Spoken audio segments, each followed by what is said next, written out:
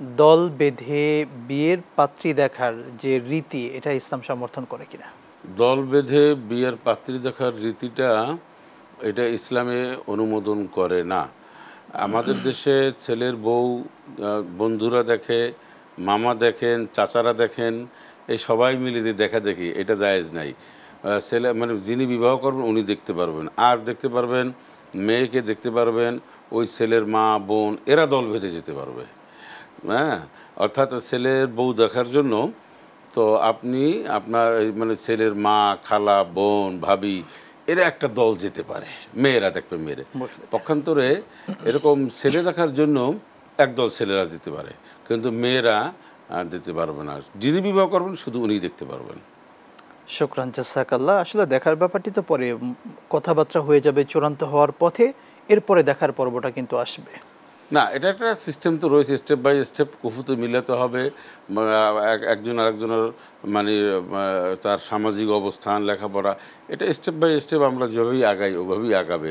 আর দেখাশোনাটা অনেক সময় আগেও হয়, আগে দেখলে ভালো লাগছে, এরপর অনেক দিককে স্যাক্রিফাইস করেছে, এটা ডাজ নট ম্যাটার। বাট কিন্তু দেখা শরীর সম্মত যেভাবে বিবাহ করবে, করার পদ্ধতি হাদিস শরীফের মধ্যে নির্দেশনা দেওয়া হয়েছে, ঠিক সেভাবেই করবে। আমরা মূল টপিকে একটু কথা বলতে চাচ্ছি, প্রতিবন্ধীদের প্রতি আমাদের করণীয় কি?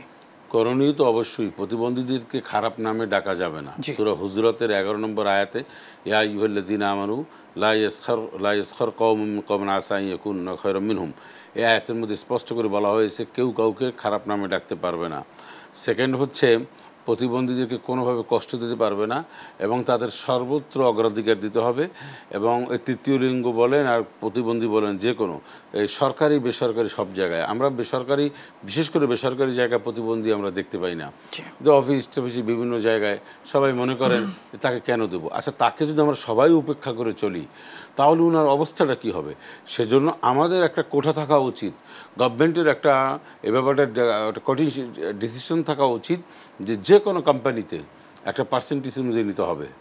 কারণ তাদেরকে যা পারে সেই অনুপাতে তাদেরকে কর্মক্ষেত্র তৈরি করে দেওয়া আমাদের ইমানি দায়িত্ব, এবং তাদেরকে সম্মান ইজ্জত করা, তাদেরকে মূল্যায়ন করা, সামাজিকভাবে স্বীকৃতি তো রয়েছে, এটাকে আরও এস্টাবলিশড করা, প্রতিবন্ধী যে কোনো প্রতিবন্ধীদের এটা আমাদের জন্য জরুরি। সূরা নূরের 61 নম্বর আয়াতের মধ্যে আল্লাহ পাক বলছেন লাইসা আল আমা হারাজু আল আরাজ হারাজু, এই আয়াতের মধ্যে স্পষ্ট করে আল্লাহ পাক বলছেন যে যারা দৃষ্টি প্রতিবন্ধী তাদের কোনো গুনাহ নেই।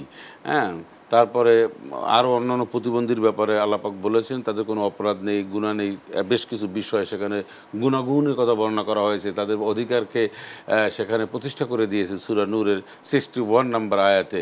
অতএব আমাদের উচিত হচ্ছে কোরআন এবং সুন্নায় রাসূল সাল্লাল্লাহু আলাইহি সাল্লাম যেভাবে মর্যাদা দিয়েছেন এবং রোগীকে নবীজি মর্যাদা দিয়েছেন, একজন মৃগী রোগী রাসূলুল্লাহর কাছে এসেছেন এবং নবীজি তাকে সে এসে দোয়া চেয়েছেন যে ইয়া রাসূলুল্লাহ, আমার তো মৃগী রোগ, আমার লুঙ্গি খুলে যায়, আমার বেসতর হয়ে যায়।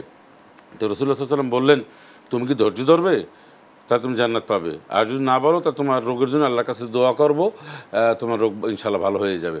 তো ওই বললেন, সাহাবী বললেন, ইয়া রাসূলুল্লাহ, আমি জান্নাতেই যেতে চাই, আমি ধৈর্যই ধরবো, তবে আমি যেন বিসতর না হয়ে যাই, আমার লঙ্গি টঙ্গি আমার পরনের ইয়াটা যেন ঠিকঠাক থাকে, এই ব্যাপারে আপনি একটু দোয়া করেন। তাহলে একজন মৃগী রোগ, একজন রোগাক্রান্ত ব্যক্তি, সে জান্নাত চেয়েছেন তার এই কষ্টটার বিনিময়ে।